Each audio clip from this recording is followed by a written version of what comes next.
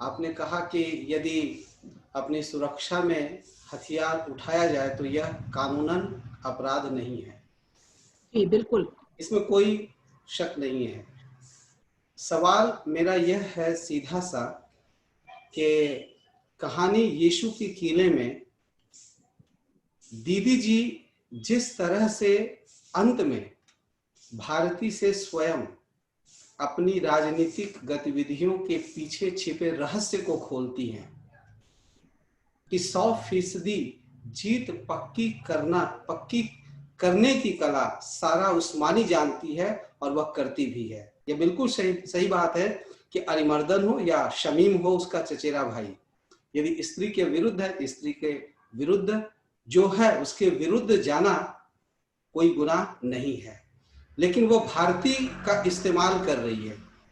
अब सवाल यह है कि जिस तरह से अरिमर्दन की पत्नी अरिमर्दन की भी हत्या करवाती है, शमीम को फंसवाती है और भारती का इस्तेमाल करती है, और इससे भी आगे बढ़कर जहां आपकी कहानी समाप्त होती है वहां एक सवाल जन्म लेता है कि अब अरिमर्दन की पत्नी चुनाव में खड़ी होकर जीतेगी तो जीतने के बाद उनकी रणनीति क्या होगी? वे क्या स्त्री समाज के लिए सोचेंगी या मुस्लिम भाई बहनों की जो जहालत बनी हुई है उसके बारे में सोचेंगी? तो यदि स्त्री के लिए सोच रही है, लेकिन कहीं भी कहानी में समाज के लिए कोई योजना बनाती हुई वह दिख नहीं रही है, लेकिन सत्ता पर काबिज होने के लिए हर तरह की कोशिश कर रही हैं। और यह कहा भी जाता है कि जिस रास्ते सत्ता पर हम आते हैं, सत्ता पर बने रहने के लिए उस रास्ते को निभाना भी पड़ता है। तो मनोरमा जी से कुछ जान लो कि मनोरमा जी आप बताएं कि दीदी जी की भावी रणनीति आपको क्या दिख रही है, कि वह हिंदू मुस्लिम के सांप्रदायिक संदर्भों में उलझकर क्या नहीं रह जाएंगी या फिर स्त्री के लिए और पूरे समाज के लिए काम करेगी? मनोरमा जी। जब मैं उससे गुजर रही थी ना तो मुझे गुड़गांव फिल्म याद आ रहा था, अभी हाल की देखी हुई, जिसमें कि अपने बेटी को वो जानती है कि इसी ने उसकी गोद ली हुई बेटी की हत्या की है और सारे हथकंडे उसके हैं। लेकिन अफसोस हम मदर इंडिया में भी देखते हैं ये, और वास्तव जैसी एक फिल्म है उसमें भी देखते हैं, हम ऐसे चरित्र को देखते हैं, लोकप्रियता भी मिलती है और वो चरित्र हमें याद रह जाते हैं जहां वो इंसाफ करती है जिसके पक्ष में होना चाहिए, यहाँ तक कि अपनी संतान की हत्या करती है माएं। तो हमारे पास उस तरह का उदाहरण है, लेकिन वो फिल्मों से। राजनीति में ऐसा नहीं होता है। राजनीति में ये बात तब होती जब वो उस स्त्री को उस तरह से समझती और फिर उसको उस टेक पे उनकी राजनीति होती। लेकिन आयरनी यही है कि हमारे यहाँ राजनीति जो है, जब राजनीति में जब महिलाएं आती हैं तो अंततः वह उसी का हिस्सा बन जाती है, सत्ता का हिस्सा, पेट्रियार्की का हिस्सा, और येन केन प्रकारेण साम दाम दंड भेद, ये सारे हथकंडे अपनाते हुए उन्हें सत्ता में, पावर में आना होता है, टॉप में आना होता है। तो ये पूरी दुनिया में राजनीति में महिलाएं 26% है, और किसी निर्णायक पद पे राजनीति में जो उनका प्रतिशत है वो 22 के करीब है। हम देखते हैं इतने आरक्षण की बात होती है भारत में अभी 17वीं लोकसभा में सिर्फ 10% महिलाएं पहुंची हैं, लगभग 10.9, 67 महिलाएं हैं अभी के लोकसभा में, 545 सीट में इतनी महिलाएं हैं। तो आप समझ सकते हैं कहाँ 30% आरक्षण और 50 आधा का क्लेम है, और कहाँ वो सिर्फ मात्र 10% में सिमटी हुई है। तो ये जो चीज है, शायद ये भी एक वजह हो सकती है कि वो आगे बढ़ करके जो महिलाओं के मुद्दों पे राजनीति होनी चाहिए और उसको लेकर एक गुणात्मक परिवर्तन आना चाहिए, वो नहीं हो पाता है। तो अंततः वो उसी तरह से आचरण करती है, व्यवहार करती है, राजनीति उनके लिए भी महज सत्ता का एक खेल बन जाता है। लेकिन राजनीति में एक दूसरी बात ये भी होती है कि आप अगर गेम में होंगे नहीं। मैं यह जानना चाह रहा हूं कि अरिमर्दन की पत्नी दीदी जी की रणनीति कहीं भी सामाजिक दृष्टिकोण या सामाजिक संरचना को लेकर नहीं है, बल्कि एक सांप्रदायिक संवेदना को लेकर है कि मुस्लिम भाई बहनों की जो हालत है वह क्या सुधरेगा, और एक यह भी जोड़ती क्या उस लड़की को, इलाहाबाद की जो लड़की स्त्री रही अरिमर्दन की प्रेमिका और जलाकर मार डाला गया उसे, क्या उसे न्याय मिलेगा? क्या लगता है कि मुझे चुनाव में प्रचार कर काम करने के लिए या राजनीतिक गतिविधियों को अंजाम देने के लिए घर से बाहर निकलने को मिलेगा? तो ये 3 मुद्दे रखते हुए भारती को इमोशनली वह अपने हित में लाती है और उसके माध्यम से अरिमर्दन की हत्या करवाती है। और जीतने के बाद यदि सचमुच में कोई स्त्री नजरिया है समाज के प्रति जिसके सहारे हम राजनीति का भविष्य तय कर सकते हैं, तो वह भारती को भूल कैसे गई? क्योंकि शिवेंद्र पूरा घर छान मारा, भारती नहीं दिखी, और भारती कहती हैं, भारती का जो भी अंडरटोन रहा कि वह तो भारती को भी धोखा दे गई और उसके सारे जीने के बहाने रास्ता। मैं जवाब दूं इसका, मैं इसका जवाब दूं।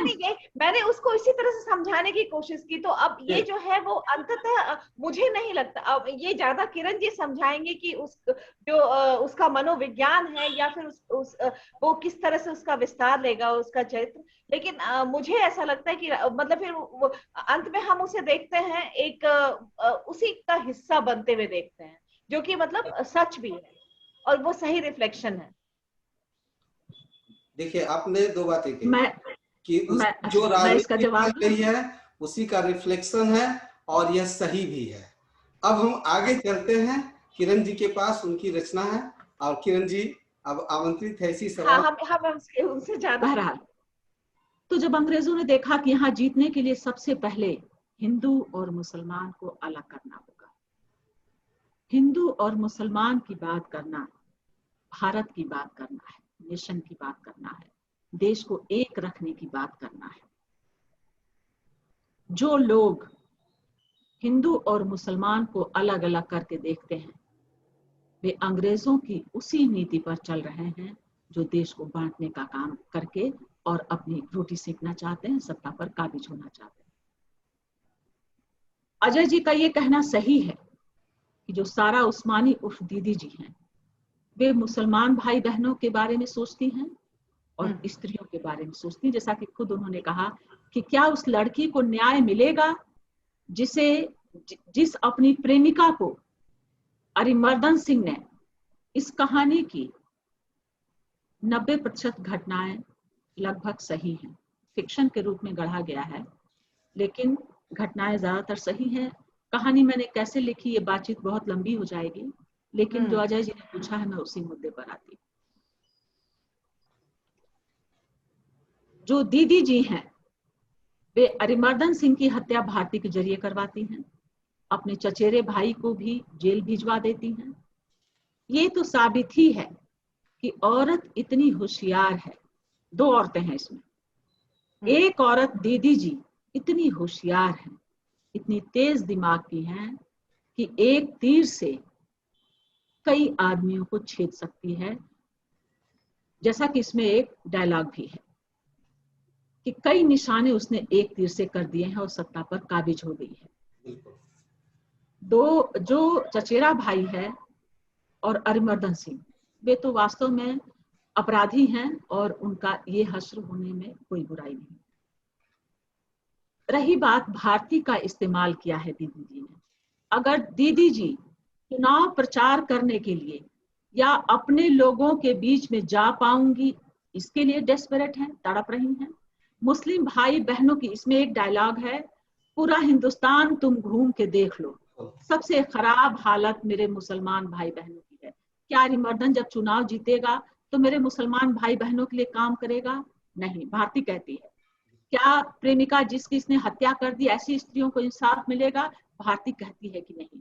अगर दीदी जी के पास 3 एजेंडा है, वो अपने लोगों के बीच जाना चाहती है, वो मुसलमानों के लिए काम करना चाहती है, वो स्त्रियों के लिए काम करना चाहती है, ये 3 एजेंडा भी बहुत है। बात भारती को इस्तेमाल करने की, भारती को दीदी जी की प्रतिद्वंदी के रूप में इस पूरी कहानी में प्रस्तुत किया गया है। दीदी जी को नहीं मालूम है कि भारती स्वयं एक भयानक शोषित, भयानक पीड़ित मोहरा है जिसका पूरी पार्टी इस्तेमाल कर रही है आगामी, और ये तो विधानसभा के चुनाव हैं, आगामी लोकसभा चुनाव में जो पार्टी सुप्रीमो है, जो अभी मुख्यमंत्री हैं, उनको प्रधानमंत्री बनाने के लिए, विमेंस एम्पावरमेंट के लिए, नारी सशक्तिकरण के लिए भारतीय एक मोहरे के रूप में इस्तेमाल की जा रही है, ये दीदी जी को नहीं मालूम है। पूरी कहानी में ये रखा गया है कि कहीं भी ये भेद दीदी जी पर ना खुलने पाए, वरना दीदी जी के पात्र के साथ न्याय नहीं हो पाएगा। इसलिए दोनों को अलग अलग रखा गया है। भारती की असलियत दीदी जी को नहीं मालूम है, बल्कि दीदी जी की प्रतिद्वंदी के रूप में कि दीदी जी को पीछे करके भारती को आगे करना है, ये पार्टी सुप्रीमो की प्लानिंग है। इस कारण दीदी जी भारती जी को अपना प्रतिद्वंदी समझ लेती है। और जब अंत में भारती को दीदी जी की सच्चाई पता चलती है कि उसका तो इस्तेमाल किया गया है चुनाव जीतने के लिए, क्योंकि दीदी जान गई हैं कि चुनाव जीत कर ही मैं कुछ हस्तक्षेप कर पाऊंगी स्त्रियों के लिए या मुसलमान अपने भाई बहनों के लिए, तब उसको सबसे ज्यादा धक्का लगता है, क्योंकि अगर वो प्यार करती है तो सिर्फ दीदी जी के लिए। और उसके बाद से कहानी के अंत में भारती की क्या जीवन यात्रा है ये खोली गई है। कहानी के सबसे अंत में, बीच में कहीं भी नहीं आने दिया गया है इसकी संरचना में। 2013 में ये कहानी लिखी गई थी, किताब मेरे सामने है। मैं दंग, ये कहानी लिखने के साथ जब मैं ये कहानी लिख रही थी, मुझको इतना भयभीत थी मैं कि मैं बहुत ही ज्यादा ग्रे रख रही हूँ कहानी को, स्त्रियों पर बहुत ज्यादा मैं अत्याचार दिखा रही हूँ, लड़कियों पर। लेकिन जब, जैसा कि बहन मनोरमा ने बताया कि जब बिहार में जो शेल्टर होम का कांड हुआ था, इससे ज्यादा भयानक था वो कांड। छोटी छोटी बच्चियां शरीर से ब्लेड से अपने हाथ काट कर, खिड़कियों पर अपना सिर पटक कर, सिर फाड़ कर, खून बहाकर बैठी रहती थी, पागल हो चुकी थी, से विक्षिप्त हो गई कि उनको बख्श दिया जाए। इससे ज्यादा भयानक उनकी हालत लड़कियों की। Fiction is stranger, reality is stranger then fiction. हकीकत हमेशा कहानी से ज्यादा भयानक और अजीब होती है। इसलिए मैंने ये दो बातें कही थी कि जब हम इसको सोचते हैं महिलाओं और राजनीति में, जब वो टूल बन जाती हैं, तो हमें ये भी देखना है कि ये भी बहुत जरूरी रणनीति है कि आपको हस्तक्षेप करने के लिए आपको गेम में होना पड़ता है, आप तभी खेल पाएंगे। आप जब गेम में होंगे ही नहीं तो शायद जब पूरी भागीदारी होगी तो उनका पार्टिसिपेशन बदलेगा, उनके मुद्दे बदले कि जहां पर यहाँ बहुत नगण्य सी उपस्थिति है 10%, तो आप समझ सकते हैं कि यहाँ पर सबसे पहले उसका हिस्सा बनना जरूरी है। तो ये भी एक नैसर्गिक बात है कि वो उसी तरह से, जैसे ममता बनर्जी की राजनीति अभी हमने देखी जब ये पश्चिम बंगाल का चुनाव था, शायद ही अगर वो ऐसे हथकंडे नहीं अपनाती तो शायद वो चुनाव जीत नहीं पाती। उस इतने बड़े जहाँ पे पूरा देश जो है प्रधानमंत्री के स्तर से, गृह मंत्री के स्तर से वहां पे जुटा हुआ था। तो हम अवान्तर कथाएं ममता बनर्जी की राजनीति के बारे में बहुत सारी पढ़ते हैं, हम उसकी तारीफ नहीं कर सकते। मैं बहन मनोरमा की बात पर आपत्ति किए बिना अपनी बात रखना चाहूंगी। हाँ स्वागत। हाँ कहिए फिर। नैतिक बल होना चाहिए जीतने के लिए, नैतिक बल। वो नैतिक बल ममता बनर्जी में है। सिर्फ एक लाइन। दूसरी लाइन, जब पहला हमारा मैंने यही कहा कि मतलब सिर्फ जो पार्टिसिपेशन के लिए अगर इस तरह का, मैंने पहली बात यही कही है कि वो टूल्स बन जाती है, लेकिन जब उसको हम उसका विस्तार करते हैं, उसकी व्याख्या करते हैं, उस व्याख्या में ये एक जैसे होता है ना टैक्टिकल अलायंस या टैक्टिकली किसी चीज के लिए करना, तो वो एक उसका हिस्सा बन जाता है। मुझे तो ऐसा लगता ये बात रेखांकित किया। हाँ देखिए, और जो एक और बात मैं कहना चाहूँ, मैं एक बात जोड़ूं, ऐसा नहीं कि मैं पश्चिम बंगाल में हूं और ममता सरकार के शासनकाल में हूं इसलिए ऐसा कह रहा हूं कि छोटी मोटी बातों को हटा दिया जाए तो ममता बनर्जी एक आइकॉन है। संयोगवश ही ऐसी नेत्री किसी भी देश के राजनीतिक पटल पर उभर कर आ पाई है। यदि ऐसी संभावनाएं आम हो जाती तो भारत का नक्शा बिल्कुल बदल गया होता, लेकिन ऐसा अन्य राज्यों में क्यों नहीं हो पा रहा है? आज ना के बराबर है। मैं बता रही हूँ, मैं आपके सवाल का जवाब दे रही हूँ। हम एक संयोग माने या स्त्री राजनीति के लिए एक लक्ष्य माने, या मान ले कि हाँ स्त्री राजनीति की यह एक सच्चाई है, या एक अपवाद मान ले। देखिए अजय जी, बस यहाँ पे एक फैक्ट जोड़ दे रहे हो, आजादी से लेकर अब तक भारत में मात्र 16 मुख्यमंत्री जो हैं वो महिला हुई हैं। तो आप इसी से समझ सकते हैं कि ये संयोग से होगा कि जब हम ऐसी नेताओं को या मतलब मुख्यमंत्री के स्तर पे हम स्त्री को इतना मुखर रूप से या एकदम एक्टिवली एक हस्तक्षेप करता हुआ देखें। अब से आप समझ सकते हैं 70 साल से ज्यादा हो गया और हमारे पास मात्र 6 महिला मुख्यमंत्री रही हैं। मैं कुछ कहना चाहती हूँ। 16 महिला मुख्यमंत्री रही। मैं कुछ कहना चाहती हूँ। बीथोवन से जब कहा गया कि आप जब महान संगीतकार थे, जब प्रसिद्ध हो गए तो कहा गया कि आप तो रातों रात महान संगीतकार बन गए। आइंस्टीन से कहा गया कि आप तो बहुत बड़े वैज्ञानिक हैं। आइंस्टीन और बीथोवन का एक ही तरह का जवाब था कि लोगों ने मुझे वर्षों तक रात रात भर जाग कर संगीत का अभ्यास करते हुए नहीं देखा है। सॉरी, एडिसन ने कहा कि लोगों ने मुझे 1000 बार बल्ब के आविष्कार में फेल होते नहीं देखा है। कोई चीज संयोग नाम की कोई चीज नहीं होती है। परिश्रम जिस दिन वो 1000वीं चोट जिससे पत्थर टूटता है वही संयोग होता है, 99 चोट परिश्रम होता है। वो 1000वीं चोट को हम संयोग का नाम देते हैं। संयोग नाम की कोई चीज नहीं होती है। दूसरा जो अजय जी ने कहा कि क्या इसे अपवाद माना जाए, हर दौर के अलग अलग आइडियल होते हैं, अलग अलग आदर्श होते हैं। जो पहली लोकसभा के जो चुनाव हुए हैं आजादी के बाद 1951 में 5% महिलाएं, जो 2014 के चुनाव हुए हैं उसमें 12.3% महिलाएं थी। जो 17वीं लोकसभा के चुनाव हुए हैं 16वीं में 12.3% महिलाएं थी, और जो भी 17वीं लोकसभा चल रही है इसमें 14% महिलाएं। 5 से हमने 14% की उन्नति तो की है। ये सच है बहन मनोरमा का कहना कि वो पार्टी लाइन पर चलती हैं।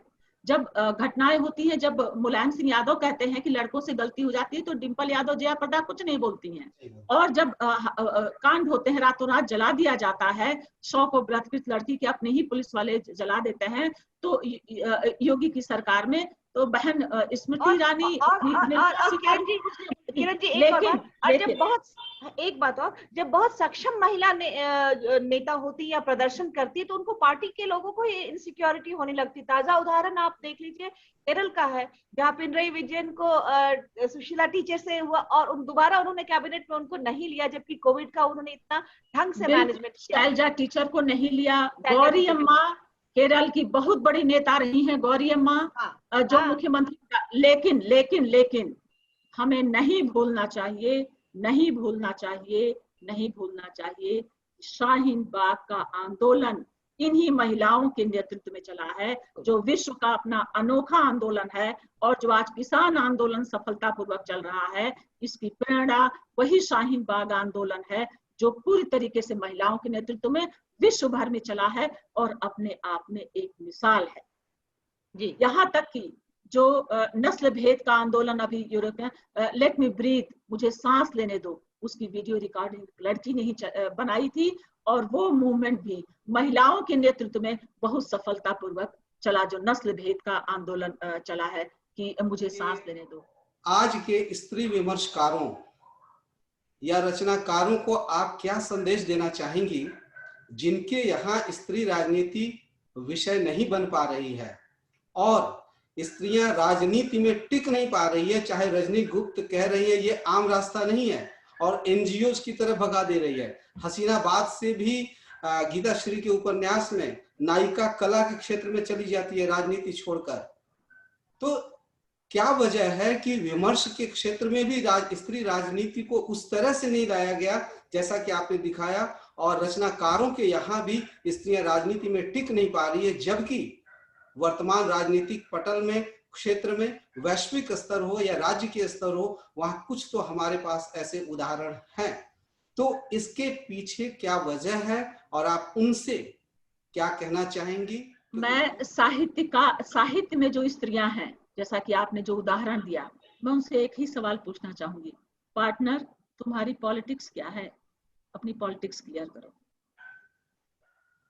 दरअसल कई कारण हैं जिसके कारण साहित्य में राजनीति को बहुत गंभीरता से नहीं लिया जा रहा है। पहला, रुचि का अभाव है, निराश हो चुकी हैं स्त्रियां। दूसरा, ज्ञान का भी अभाव है। जो देश, दुनिया, समाज को, ये ध्यान दीजिए, पॉलिटिक्स जीवन के हर क्षेत्र में है, संबंधों में है, सामाजिक संबंधों में है, पारिवारिक संबंधों में है, राजनीतिक संबंधों में तो है ही है, प्रेमी प्रेमिका, पति पत्नी के संबंधों में तक पॉलिटिक्स है। जो ये कहता है, जैसा कुछ नहीं होता, जो ये कहता है कि पॉलिटिक्स में मेरी कोई रुचि नहीं, वो सबसे बड़ा पॉलिटिशियन है, वो अपने पत्ते नहीं खोलना चाहता है। इसलिए राजनीति, जैसा कि हम लोगों ने शुरुआत में ही कहा कि लिखना चाहिए, राजनीति में आना चाहिए और राजनीतिक कहानियों को लिखना चाहिए। जो एक निराशा भी है राजनीति से, ये न लिखने का कारण है। एक ये कारण ये भी है कि रिस्क नहीं लेना चाहती हैं, कि राजनीति वैसे ही अखबारों पर और टेलीविजन पर बहुत ज्यादा है, तो हम, लेकिन यह है कि राजनीति छोड़कर समाज सेवा में चले जाएं, राजनीति छोड़कर कहीं और चले जाएं, ये समाधान ठीक नहीं है।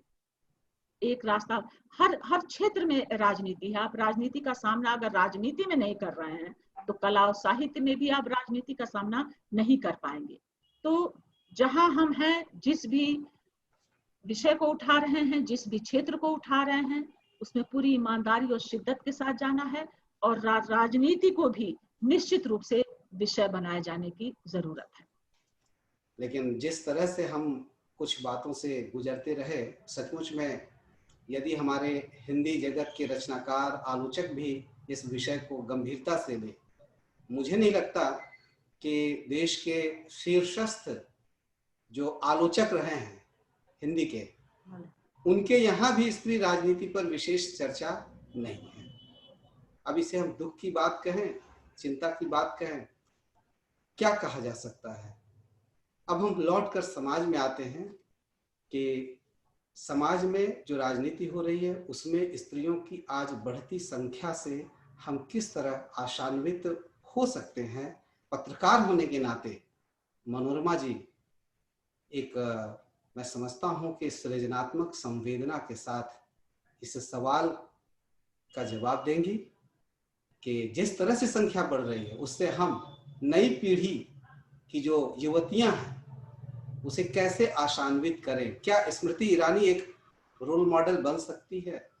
हमने ममता बनर्जी की बात की, केंद्र में तो राजनीति की अपनी नैतिकता है, स्त्री की अपनी नैतिकता है और ये नैतिकताएं क्षेत्र की, समुदाय की, संप्रदाय की, लिंग की, इसमें बढ़ जाती है। ऐसी स्थिति में वर्तमान जो नई पीढ़ी की युवतियां हैं उन्हें कैसे आश्वस्त करेंगे मनोरमा जी।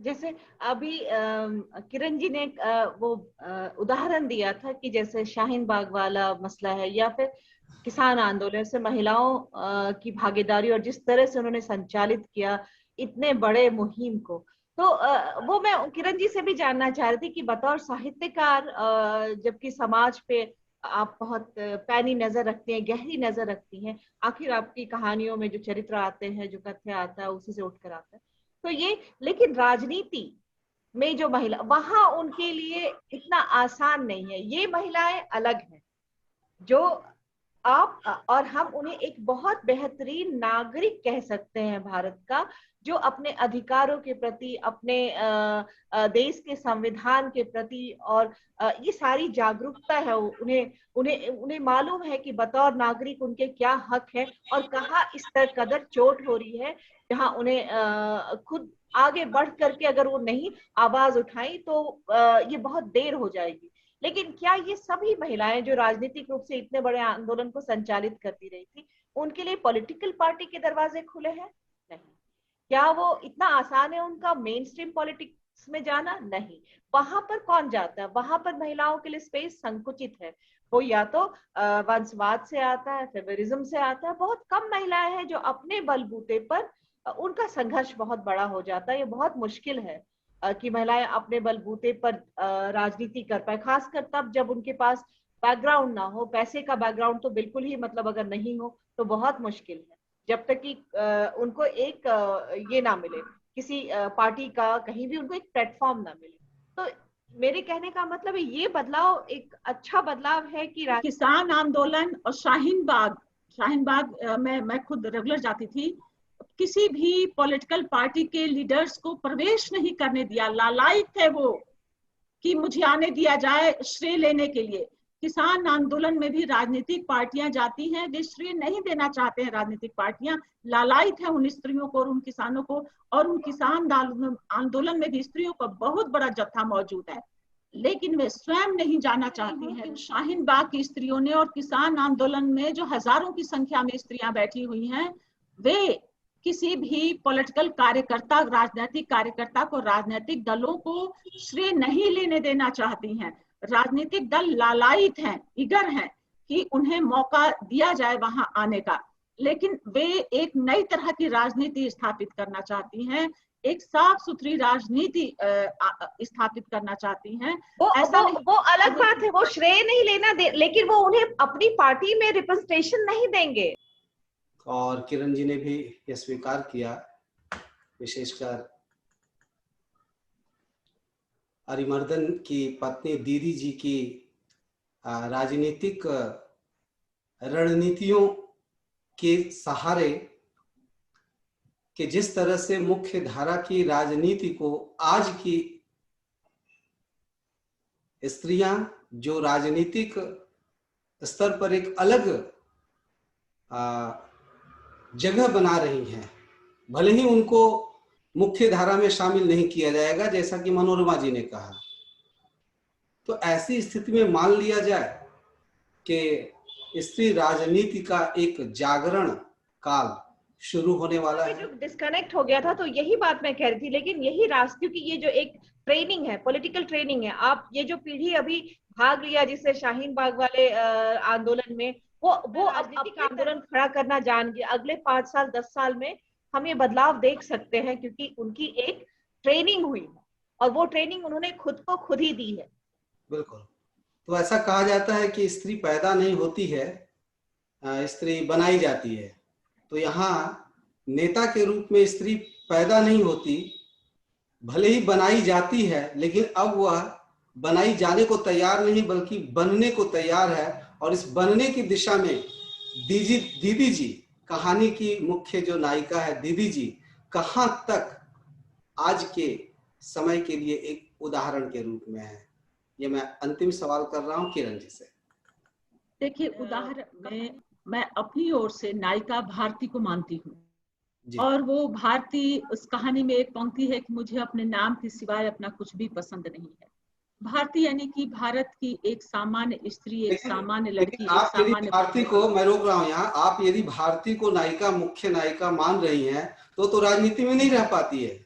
वो आंगनबाड़ी और उस संस्थाओं के साथ जुड़ रही है, तो अब मैं क्या मानूं? नहीं, उसमें कहीं भी संकेत नहीं है कि वो क्या करेगी।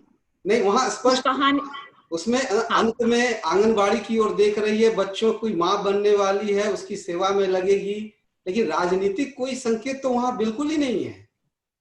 देखिए, आंगनबाड़ी में बच्चे सिर्फ प्रार्थना कर रहे हैं, आंगनबाड़ी की ओर नहीं देख रही है। कहानी के अंत में कहानी मेरे सामने खुली है,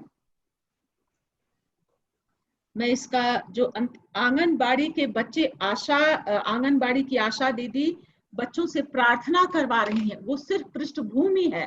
वो आंगनबाड़ी की सदस्य बनने या समाज सेवा की ओर वो नहीं जा रही है। कहानी में कुछ भी क्लियर नहीं किया गया है। वह मुझे नहीं, बच्चों को सुन रही थी। वह शक्ति हमें दो, दया निधे जनगण मन। वह उठी और उत्तर दिशा की ओर चलने को उद्यत हुई। भारतीय राष्ट्रगान के समय सावधान खड़े रहते हैं। देश का काम करने जा रही हूँ, मेरे पास समय नहीं है। वह दौड़ने लगी, उसके पांव की रेत मेरे माथे पर पड़ी। बच्चे प्रार्थना सभा के बाद नारा लगा रहे थे, भारत माता की जय। सुबह हुई अब सांझ नहीं है, भारत माता बांझ नहीं है। मैंने रूधे गले से उनका साथ दिया।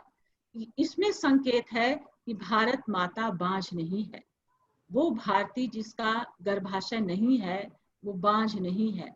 वो जब उसे शिवेंद्र कहता है कि तुम्हें बहुत सारे बच्चों को तैयार करना होगा, बहुत सारे बच्चों को किस काम के लिए तैयार करना होगा? देश की राजनीतिक और सामाजिक स्थिति को बदलने के लिए तैयार करना होगा। तो इसमें ओपन एंड रखा गया है कि कुछ भी, वो आंगनबाड़ी सिर्फ पृष्ठभूमि में है, वो आंगनबाड़ी की सदस्य बने या समाज सेवा की ओर नहीं जा रही है, वो क्या करने जा रही है ये नहीं मालूम। वो सिर्फ जब घिर जाए शेरनी तो उसे जंगल में चले जाना चाहिए, किस लिए? बछड़ों को अपना दूध पिलाने के लिए। तो वो बछड़े जो शेरनी का दूध पीकर तैयार होंगे, वो भारती जो बछड़ों को अपना दूध पिलाकर तैयार करेगी, वो क्या काम करेंगे? वो समाज में हर तरह का बदलाव लाएंगे। वो बदलाव राजनीतिक स्तर पर आए कि सामाजिक स्तर पर आए, बस बदलाव आना है और रास्ते की एक तलाश है। इसलिए मेरे लिए नायिका भारत माता बांझ नहीं है, भारती है। ये बात है, या मतलब एक संयोग ही कहेंगे कि जो मेटाफर आपकी कहानी का एंड में आ रहा है, वही मेटाफर हमने बात की कि ये राजनीतिक एक तरह से ट्रेनिंग है। जैसे ये आंदोलन है, किसान आंदोलन हो चाहे शाहीन बाग का, जहां जहां इसका फर्क हमें आगे आने वाले समय में, सालों में दिखेगा। जैसे पंचायत चुनाव में जो आरक्षण मिला है, पंचायत चुनाव के आप रिजल्ट देखिए तो उत्तर प्रदेश में जो 1/3 रिजर्वेशन है, उसके बाद भी 44, मैं आश्चर्यचकित रह गई देखकर, खुशी हुई कि 44%, सिद्धार्थनगर में 33% रिजर्वेशन था और 44% औरतें जीती हैं। 15 सीटों पर सीधे उन्होंने टक्कर दिया है। चुनाव आयोग ने कहा कि जो पंचायत चुनाव है, आप उत्तर प्रदेश के रिजल्ट देखिए, पंचायत चुनाव के जो प्रधानी के इलेक्शन हुए हैं गांव में, चुनाव आयोग ने कहा है कि ये भविष्य की उम्मीद है। जो रिजर्वेशन के आगे भी 11% औरतें ज्यादा जीती हैं, 15% जगहों पर उन्होंने सीधे पुरुषों को टक्कर दी है और 33% के बाद में 44% पर जीत हासिल की है। तो ये भविष्य में ये दिशा मिल रही है, भविष्य को दिशा मिल रही है। चुनाव आयोग ने ये टिप्पणी की है उत्तर प्रदेश के पंचायत चुनाव पर। तो जहां बिल्कुल कुछ भी नहीं था, इसलिए जैसा कि अजय भाई ने कहा कि रिजर्वेशन अगर मिलता है तब रास्ते और जल्दी सफर तय होगा। रिजर्वेशन फिलहाल तो किसी भी राजनीतिक इच्छा शक्ति नहीं दिखाई दे रही है रिजर्वेशन की, लेकिन अगर मिल जाए तो बहुत आसान होगा सफर, जल्दी सफर तय होगा। लेकिन अगर रिजर्वेशन मिलने में भी देर होती है तो हमें लक्ष्य हासिल जरूर होगा, थोड़ा धीमा होगा। जी, तो अब हम लोग समापन की औपचारिकता के चरण में हैं। पूरे परिसंवाद में विशेषकर जहां मैं लाभान्वित हुआ और इस सपाट बयानी के माध्यम से विशेषकर स्त्री राजनीति में रुचि रखने वाले पाठक, आलोचक, विमर्शकार भी लाभान्वित होंगे, तो इसका एक माध्यम बनेगा, एक जरिया बनेगा, वह है कहानी यीशु की कीलें। ऐसा नहीं कि रचनाकार सामने है इसलिए मैं ऐसी बातें कर रहा हूं। प्रोफेसर अरुण होता ने आपकी के इस कहानी संग्रह पर बिजुका में पड़ताल कॉलम के तहत लेख लिखा है कि जिंदगी जीने का मेरे आलोचक है अरुण जी, बहुत प्रिय आलोचक है मेरे अरुण जी। जी, लेकिन आपके साथ बात करके इस कहानी की नायिका के रूप में भले ही प्रत्यक्ष रूप से दीदी जी सामने आ जाती है, लेकिन कैसे आपने भारती में और एक प्रसंग को आपने जोड़ा कि जब ये शेरनी को बछड़ों को दूध पिलाना होगा, यानी कि भारती अब तैयार करेगी और उम्मीद है कि भारती जो हर राजनीतिज्ञ, हर प्रशासनिक अधिकारी, मुझे भारती ही नायिका लगी, मुझे भारती ही नायिका लगी दीदी। हर पूंजीपति के व्यक्तित्व से, कारनामे से अवगत है, वह भली भांति शरीर से बांझ होते हुए भी भारतीय समाज के लिए वह कई नेताओं को जन्म दे सकती हैं। और उम्मीद है कि दीदी जी किसी स्त्री को बनना न पड़े, इस दिशा में भी एक संभावना भारती लेकर आगे जरूर बढ़ेगी।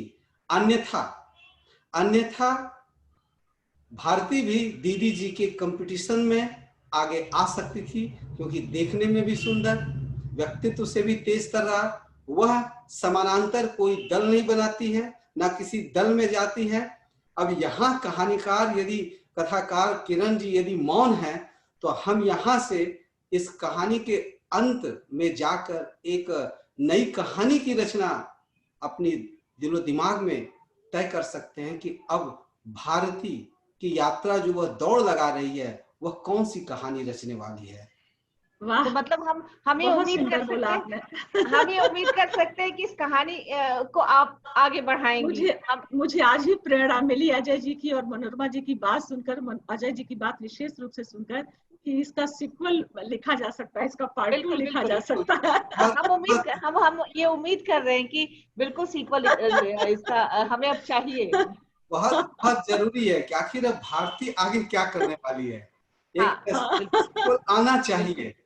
और हाँ, नहीं बहुत बस अब मैं बहुत उपलब्धि। धन्यवाद ज्ञापन के साथ एक अंतिम मेरी समझ से कि किसी भी आयोजन का अंत एक नया प्रारंभ होता है, तो इस प्रारंभ की दिशा में एक ऐसी जिज्ञासा मन में बन रही है जिस पर कभी हम बात करेंगे कि